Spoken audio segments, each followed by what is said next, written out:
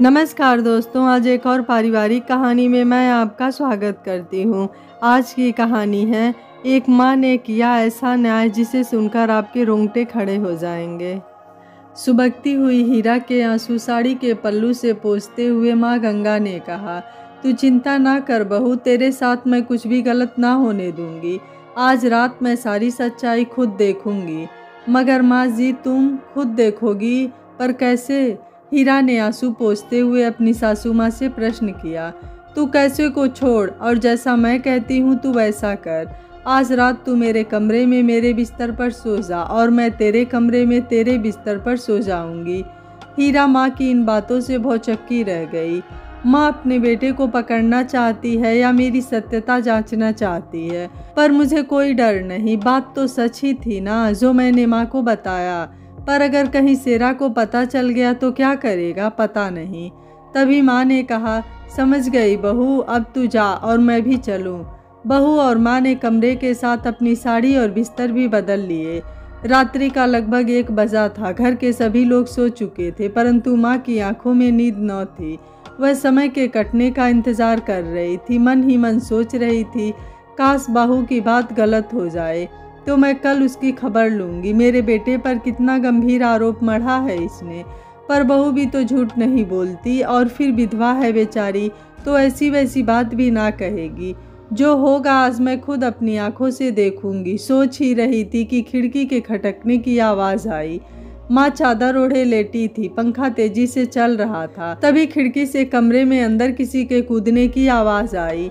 किसी के पद चाप उसकी ओर बढ़े चले आ रहे थे। तभी माँ को लगा उसकी चारपाई पर कोई बैठा और उसे दबोच लिया। गंगा ने झट से चादर उठाकर उसको धक्का दिया। धक्का देने से वह आदमी अलग गिरा। गंगा फुर्ती से उठी। तभी किसी ने उसे पीछे से पकड़ कर कहा, अब जाती कहाँ है? बहुत दिनों से बहाने बनाकर मेरा खून जला रही है। आज ना मानूंगा। आज तू कुछ भी कर ले, सब सो रहे हैं। और सुन, अगर तूने ज़रा भी चिल्लाया तो मैं इस पिस्तौल से तुझे गोली मार दूंगा, लड़खड़ाते हुए उस आदमी ने कहा। तभी गंगा ने उससे थोड़ी हुज्जत की और किसी तरह छूटकर लाइट जलाई। लाइट की रोशनी में सेरा ने जब गंगा को देखा तो हतप्रभ रह गया। माँ, तू यहाँ क्यों? क्या हुआ? अब आना, ले चल मुझे बिस्तर पर, कर ले अपनी मनमानी। वाह बेटा वाह। माँ अपने बेटे के जन्म पर जितना खुश होती है, उतना ही मैं आज तेरी इस करतूत पर शर्मिंदा हूँ। काश तू पहले ही मर गया होता। पर माँ, मैं शराब के नशे में हूँ। वाह बेटा वाह। अपने कुकर्म को छुपाने के लिए एक और कुकर्म की दलील। अगर तू शराब के नशे में था तो बहू के कमरे तक कैसे चला आया? मेरे कमरे में क्यों नहीं घुसा? अगर तू शराब के नशे में था तो तुझे खिड़की कैसे समझ आई? बहू का बिस्तर कैसे दिख गया? तू अपनी हवस में इतना अंधा हो जाएगा, मैंने कभी सोचा भी न था। तुझ जैसे नीच की माँ होने से अच्छा होता मैं बाज ही रह जाती। पर माँ, हीरा ही मुझे बुलाती थी। विधवा है ना बेचारी, तो शायद उसे भी। आगे अपनी गंदी जुबान से कुछ अपशब्द बोलता, तब तक गंगा ने 2-3 चाटे उसके गाल पर रसीद कर दिए। सेरा चिल्लाया, माँ, अब अगर तूने मुझे मारा तो मैं भूल जाऊंगा कि तू मेरी माँ है। यह कहते हुए उसने अपनी पिस्तौल गंगा पर तान दी। अच्छा, तो तू मुझे मारेगा? मार, तू आज मुझे मार ही डाल। यह नेक काम भी कर ही दे आज। अच्छा होगा, बहू की इज्जत बचाने में मैं मर जाऊं। दोनों लोगों की तेज आवाज़ों ने घर के सभी सदस्यों को जगा दिया। सभी लोग बहू के कमरे की ओर दौड़े। कमरे के दृश्य को देखकर सभी के पांव की जमीन खिसक गई। हीरा यह सब देख रोने लगी। वह सोचने लगी, क्या फ़ायदा ऐसी इज्जत बचाने का जिसकी खातिर उसकी माँ की जान ही चली जाए। अगर माँ ही नहीं रही तो मैं भी कैसे जीऊँगी? यही तो मेरा सहारा है इस घर में। तब फिर कौन मेरी इज्जत बचाएगा? वह तो लूटी जाएगी ना। वह दौड़ी और झट से माँ के आगे आकर खड़ी हो गई। सेरा, अगर मारना ही है तो मुझे मार दे, पर माँ को कुछ ना कर। देख, यह तेरी माँ है, मैं पराए घर की हूँ। मैं मर गई तो तेरा घर बचा रहेगा। तू दूर हट जा वैश्या, यह सब तेरी ही वजह से हो रहा है। तूने ही इस घर में आग लगाई है। अब हम सबको नाटक करके दिखाती है। सेरा के मुँह से ऐसे बेशर्मी भरे शब्दों को सुनकर उसके पिता का क्रोध 7वें आसमान पर पहुंच गया। उसने झट से सेरा की पिस्तौल पकड़ी और दूर फेंक दी और अपनी छड़ी से उसको पीटने लगे और बोले, नालायक, हमारे खानदान में तुझसा कपूत कोई पैदा नहीं हुआ। तेरी आंखों में ज़रा भी शर्म है तो मर जा जाके कहीं। हमें तेरे मरने का तनिक भी अफसोस ना होगा। अरे बापू, तुम भी शुरू हो गए, तनिक मेरी भी तो बात सुनो। तुम भी मुझे अम्मा की तरह बेवकूफ़ समझते हो। जरा ठंडे दिमाग से सोचो बापू, हीरा की भरपूर जवानी और उस पर यह विधवापन, क्या काम वासना इसे न जलाएगी? तब फिर उस आग को ठंडा करने के लिए किस किस के पास न जाएगी? किसी बाहरी कुएं के पास जाकर प्यास बुझाए तो उससे आपकी बदनामी होगी। अच्छा है कि इसकी आग यहीं बुझती रहे। ऐसे घिनौने तर्क को सुनकर शेरा के बापू ने आगे बढ़कर उसके सिर के बाल पकड़ लिए और कहा, वाह बेटा वाह, इससे घटिया सोच तेरी हो भी नहीं सकती। तू क्षत्रिय नहीं है जो शेर की तरह जिए। अरे तेरा नाम शेरा रखा, पर तू तो गीदड़ निकला जो मरे हुए जानवरों को नोच नोच कर खाते हैं। तू भी दुख की मारी अपनी विधवा भाभी के बारे में इतने गंदे विचार रखकर उसे नोच नोच कर खाना चाहता है। अच्छा तो तब लगता जब क्षत्रियों की तरह तू इसका बेटा बनकर उन गीदड़ों से लड़ता जो इसकी ओर कुदृष्टि डालते। तू तो मेरा शेर था ना। पर तू अब चल और अपनी भाभी के चरणों में गिरकर इससे माफ़ी मांग। कहते हुए शमशेर सिंह ने शेरा को उसके चरणों में धकेल दिया। पैरों में गिरा शेरा अंदर ही अंदर धधकने लगा। बाबूजी बोले, बेटी मैं शर्मिंदा हूँ और अपने नालायक बेटे की तरफ से तुझसे क्षमा मांगता हूँ। यह बात घर से बाहर कभी किसी को ना बताना, वरना हमारी इज्जत मिट्टी में मिल जाएगी। यह कहते हुए बाबूजी तेज कदमों से कमरे से बाहर चले गए। शेरा भी अकड़ कर बाहर निकल गया और हीरा माँ के गले लगकर रोने लगी। तभी माँ ने कहा, तू रो ना बेटी, तेरे लिए मैं हूँ ना, अभी मरी नहीं हूँ, मेरे रहते तुझे कुछ ना होगा। हीरा बोली, माँ तुम हमेशा मेरे साथ रहना, भगवान मेरी उम्र भी तुम्हें दे दे। रात किसी तरह कटी। अगली सुबह हुई, मगर शेरा अभी भी अपमान की आग में जल रहा था। रात के अपमान ने उसे चोटिल बना दिया था। वह अपने अपमान का जल्द से जल्द बदला लेना चाहता था। उसने गांव के अपने नीच साथियों को एकत्र किया और फिर उनको शराब पिलाकर कुछ समझाया। 2-3 दिन घर में शांति बनी रही, पर यह शांति जो तूफान आने वाले से पहले की शांति थी। एक सुबह हीरा और उसकी माँ दैनिक क्रियाओं से निवृत्त होने के लिए खेत की ओर गए। खेतों में फसल खड़ी थी। जैसे ही वे दोनों खेतों में पहुंची, कुछ लड़के खेतों से निकल आए और हीरा को पकड़ने लगे। हीरा के साथ होते दुर्व्यवहार को रोकने के लिए जैसे ही उसकी माँ ने उन्हें उल्टा सीधा कहा, शेरा ने पीछे से आकर अपनी माँ को पकड़ लिया और मुंह पर कपड़े के साथ उसके हाथ पांव भी बांध दिए। माँ ने छूटने की भरपूर कोशिश की, मगर सब बेकार गई। अब तो मुँह से आवाज़ भी नहीं निकल रही थी। हीरा डर से थर थर काँपने लगी। तभी शेरा ने एक स्प्रे निकाला और हीरा के मुंह की ओर स्प्रे किया। थोड़ी देर में हीरा बेहोश हो गई। अब इन दुष्टों का काम और आसान हो गया।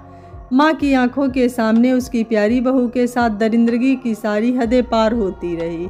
उसके शरीर को बारी बारी से रौंद दिया गया। बेचारी माँ देखने और आंसू बहाने के अलावा कुछ ना कर सकी। उसकी आंखों के सामने उसके बेटे और उसके नालायक साथियों ने शराब पी और वहाँ से निकले। तभी कुछ दूर जाकर शेरा अपने साथियों के साथ पुनः पलटा और माँ के पास आकर उसको ठोकर मारते हुए बोला, देख बुढ़िया, तूने देख लिया शेरा का बदला। मैं जमींदार खानदान का शेर हूँ और तू एक औरत, मेरा कुछ नहीं बिगाड़ सकती। मैंने तेरी आंखों के सामने ही तेरी बहू से दुराचार किया और तू सिवा आंसू बहाने के कुछ न कर सकी और अब कुछ कर भी नहीं सकती, क्योंकि मैं तेरा इकलौता बेटा रह गया हूँ। अगर मुझे कुछ हुआ तो तेरा वंश नष्ट हो जाएगा। तेरी चिता को आग देने वाला भी कोई ना बचेगा। और अगर तूने पुलिस से कुछ कहा तो अब की बार तेरी इज्जत पूरे गांव के सामने, समझ गई ना। बेचारी गंगा के लिए इससे शर्मनाक क्षण और कोई नहीं हो सकता था, क्योंकि एक माँ के लिए इस परिस्थिति को फेस करना आसान न था। उसने आंख बंद की और मन ही मन कुछ संकल्प किया, पर क्या यह कोई नहीं जानता था। पर इतना ज़रूर है कि संकल्प में बड़ी शक्ति होती है। हीरा तो पहले ही मर चुकी थी। उसके शरीर से निकलता खून और शरीर पर पड़े निशान उसके साथ होने वाले जघन्य कृत्य की कहानी खुद ब खुद बयां कर रहे थे। सारा खेल खत्म हो चुका था, मगर माँ भी करे तो क्या करे। वह अब बेबस थी। वह सोचने लगी, कैसे राक्षस को जन्मा है मैंने, जिसने अपना घर ही उजाड़ दिया, वह भी मेरे सामने, और मैं कुछ ना कर सकी। कितनी बेबस होती है एक औरत। हीरा के शरीर से निकलता रक्त और माँ की आंखों से बहते आंसू सुबह की बेला को बहाए लिए जा रहे थे। जब काफ़ी समय बीत गया तो शेरा के बापू को कुछ संदेह हुआ। वह उन दोनों को देखने खेतों की ओर गए। कुछ देर ढूंढने के उपरांत उन्हें रक्त रंजित हीरा की अर्धनग्न अवस्था में पड़ी लाश मिली। हीरा के शव को देखकर उनका कलेजा कांप उठा। झट से उन्होंने अपनी पगड़ी खोलकर उसके ऊपर डाली। उन्होंने कभी सपने में भी नहीं सोचा था कि मेरी पगड़ी मेरी बहू का कफन बनेगी। दूसरी तरफ जब निगाह घुमा कर देखी तो गंगा बंधी पड़ी थी। गंगा की ऐसी हालत देखकर उनकी आंखों से आंसू बह निकले। उसने तुरंत उसे खोला। गंगा अपने पति के गले लगकर रोने लगी और बोली, हम बर्बाद हो गए, हम अपनी विधवा बहू के साथ न्याय ना कर सके। पर कुछ बताओ भी, आखिर क्या हुआ, किसने किया यह सब? सुनो जी, अब अपनी बहू को अपने कंधे का सहारा दो और ले चलो इसे। हीरा के बापू ने हीरा को अपने कंधों पर उठाया और घर की ओर ले चले। ठाकुर साहब को अपनी विधवा रक्त रंजित बहू को यूं कांधे पर लटका कर लाता देख गांव के सभी लोग इकट्ठे होने लगे। हीरा के साथ दुराचार और उसकी मौत की खबर आसपास के सभी गांवों में फैल गई। सभी लोग हतप्रभ थे कि बड़े घर की बहू के साथ ऐसा जघन्य अपराध करने की हिम्मत किसने की, मगर किसी के समझ में कुछ नहीं आ पा रहा था। लोगों के साथ हीरा के बापू ने कहा, गंगा, क्यों ना हम अज्ञात लोगों के खिलाफ पुलिस में रिपोर्ट दर्ज करा दे, जिससे हमारी बहू के साथ हुए अपराध के अपराधी को सजा मिलाने में मदद मिलेगी। गंगा ने कहा, छोड़ो, हम क्यों पुलिस के झगड़े में पड़े, हमारी इज्जत पहले ही मिट गई, अब और फजीहत ना होने दूंगी। इसका जल्द से जल्द दाह संस्कार करा दीजिए। ठाकुर शमशेर सिंह ने हीरा का दाह संस्कार करा दिया। कोई भी ठाकुर साहब के फैसले के विरुद्ध कुछ न कह सका। दाह संस्कार के बाद उस रात्रि घर में सन्नाटा पसरा था। तभी शेरा अपने घर आया और अपने कमरे में चला गया। कमरे में पहुंचकर वह अपने बिस्तर पर लेटा ही था कि अचानक उसके कमरे का दरवाज़ा खुला। देखा उसकी माँ उसके सामने खड़ी है। वह बोली, शाबाश बेटा, उस कुलच्छणी को तूने अच्छा सबक सिखाया। वह बहुत बहुत जोर से हंसी। अच्छा हुआ वह मर गई, वरना हम सबके लिए मुसीबत बनी रहती। आ मेरे गले लग जा। शेरा उठा और माँ के गले लग गया। माँ ने उसे प्यार से सहलाया और कहा, अब तू आराम से सो जा, अब आज तुझे चैन की नींद आ जाएगी। माँ के बदले स्वरूप से शेरा बहुत चक्का रह गया, पर माँ तो माँ होती है, अपने लड़के का कभी बुरा नहीं चाहती। वह मन ही मन सोचने लगा। माँ वहाँ से चली गई।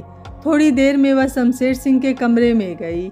इतनी रात गए गंगा, तू यहाँ क्या करने आई है? शमशेर सिंह ने कहा।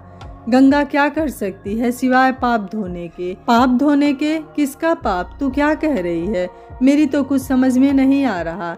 मगर गंगा सब जानती है, ठाकुर साहब, पाप करने वालों को भी और पाप धोने वालों को भी। उसने शमशेर सिंह की बंदूक उठाई, उसमें दोनों कारतूस डाले और लेकर चल दी।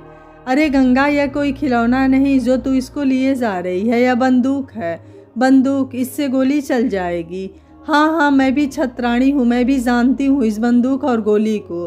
पर तुम पीछे हटो ना, आज मुझे अपना धर्म निभाने दो। वह चली और शेरा के कमरे में जा पहुँची। लाइट जलाई तो शेरा चौंक कर उठ बैठा। माँ के हाथ में बंदूक और पीछे बाबूजी को खड़ा देखा। माँ, वह घबराया और बोला, अरे बाबूजी देखो, माँ बंदूक। हाँ हाँ बंदूक। तू क्या समझता है तू मनमानी करेगा? तेरा खून खून है, हीरा का खून खून न था। तेरे अंदर ही ज्वार उठता है, पर तू नहीं जानता, जब एक माँ के अंदर का ज्वार उठता है तो प्रलय आ जाती है। तूने क्या कहा था? तू जमींदार कुल का शेर है? तो सुन, मैं भी उस कुल की देवी हूँ और सवारी शेर नहीं देवी करती है। हाँ, एक बात और सुन ले शेरा, जब कुत्ता या शेर पागल हो जाता है तो उसे गोली मार दी जाती है, ताकि वह समाज के लिए खतरा ना बन जाए। और तू वही पागल कुत्ता है। तू तो शेर भी नहीं है। तू अब इतना ताकतवर हो गया है कि अपनी माँ की इज्जत सरेआम उछालेगा। जमींदार खानदान की तेरी माँ की इज्जत बचाने के लिए तेरे बापू हैं। अभी मेरा सुहाग जिंदा है। तुझे मैंने जन्म दिया था तो मृत्यु भी मैं ही तुझे दूंगी। और क्या कहता था तू? कुल दीपक है तो सुन, दीपक जलता है और उसे जलने दिया जाता है, पर जब वह दावानल बन जाता है तो उसे बुझाना ही पड़ता है। आज मैं अपने इन्हीं हाथों से इस दावानल को बुझा दूंगी, जिसने मेरे घर को जलाकर खाक कर दिया। उसकी लपटें हम दोनों की तरफ पहुँचे, इससे पहले उसको बुझाना ज़रूरी है। गंगा शांत रही, पर तू अपने पाप धोता रहा। आज गंगा तुझ जैसे पापी को बहाकर तेरा अंत कर देगी। उसने इतना कहते ही दोनों गोलियां शेरा के सीने में दाग दी। शेरा वहीं ढेर हो गया। शमशेर सिंह यह सब देखकर हतप्रभ रह गया। गंगा ने कहा, सुनो जी, अब यह पश्चाताप का नहीं, पापियों के नाश का समय है। शुरुआत मैंने अपने बेटे से कर दी है। अब यह बंदूक लो और उन पापियों को दंड दो जिन्होंने मेरी बेटी की इज्जत मेरे सामने तार तार की। गंगा की बातें शमशेर समझ चुके थे। वह समझ गए थे कि सारी वारदात गंगा के सामने शेरा ने ही कराई होगी। उसने गंगा के सिर पर बड़े प्यार से हाथ रखा और कहा, गंगा, तू सचमुच महान है। एक पराई बेटी के लिए तूने अपने बेटे को दंड देने में जरा भी देरी नहीं की। करती भी कैसे? उस दिन उस नीच को छोड़ने का ही यह परिणाम निकला। कोई माँ अपने लड़के से ऐसे कुकर्म की उम्मीद नहीं करती। आज मैं हार गई हीरा के बापू, मेरा सब कुछ लुट गया। मैं तुम्हारी अपराधी हूँ जो तुम्हें ऐसा कपूत दिया। वह उसके पैरों में गिरकर शेरा के लिए माफ़ी मांगने लगी। माहौल काफ़ी गमगीन हो चला था। शमशेर सिंह ना तो रो पा रहा था और ना कुछ कह पा रहा था। सिर्फ अंदर ही अंदर एक अजीब सी घुटन महसूस कर रहा था। उसने गंगा को उठाकर कहा, गंगा, कसूर अकेले तेरा ही नहीं, बेटा तो मेरा भी था। अगले दिन यह उसने गंगा द्वारा बताए नामों वाले व्यक्तियों को ढूंढकर पंचायत के सम्मुख पेश करने का ऐलान किया। आज आसपास के गांव के लोगों को अपने परिवार के साथ आने का निमंत्रण शेर सिंह ने भेज दिया। सभी लोग हैरान थे कि आखिर किस कारण परिवार सहित पंचायत की जा रही है, पर ठाकुर साहब का हुक्म सर माथे पर। कोई क्या कहता, सभी लोग पंचायत के लिए एकत्र हो चुके थे।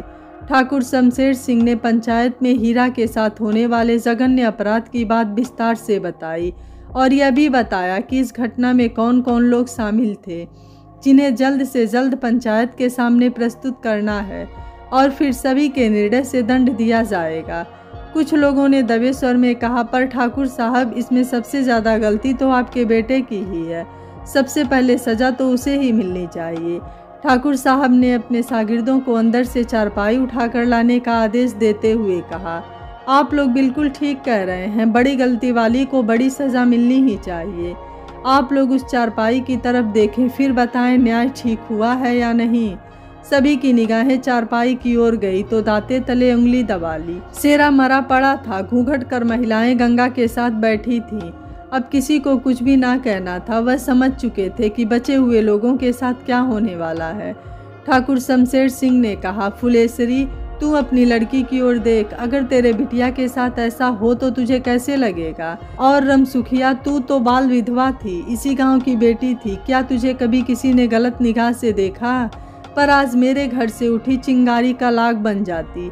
यह गांव क्षेत्र काम वासना में जलने लगता। मैंने चिंगारी दबा दी है, पर अभी कुछ सुलगते अंगारे बाकी हैं, उन्हें भी बुझाना ज़रूरी है। ढूंढो अंगारों को और या तो खुद बुझा दो और या पंचायत बुझा देगी। गंगा की तरह पाप को बहाना सीखो। अपने बच्चों के नाम सुनकर उनके माँ बाप का सिर पंचायत के सामने शर्म से झुक गया। कुछ ही दिनों में उन अंगारों को खोज लिया गया और उनकी माँ ने दुर्गा के 9 रूपों की भांति उन दुष्टों का संहार कर दिया, जिन्होंने गांव की अस्मिता पर कीचड़ उछाल कर उसे गंदा कर दिया था। आज उनके खून से गांव और क्षेत्र फिर से पवित्र हो गया। समाज के लड़कों में साफ संदेश पहुंच चुका था कि समाज की बहू बेटियों के विरुद्ध होने वाले जघन्य अपराधों को पंचायत ही नहीं, घर वाले भी बर्दाश्त नहीं करेंगे। भय बस ही सही, पर दोबारा ऐसी घटना उस क्षेत्र में फिर कभी नहीं हुई। मैं ये नहीं कहूँगी कि आपको ये कहानी कैसी लगी। इस कहानी को पढ़ने के बाद आपके दिल में जो भी भावनाएं उमड़े वो कमेंट के रूप में ज़रूर लिखिएगा। Thank you for watching.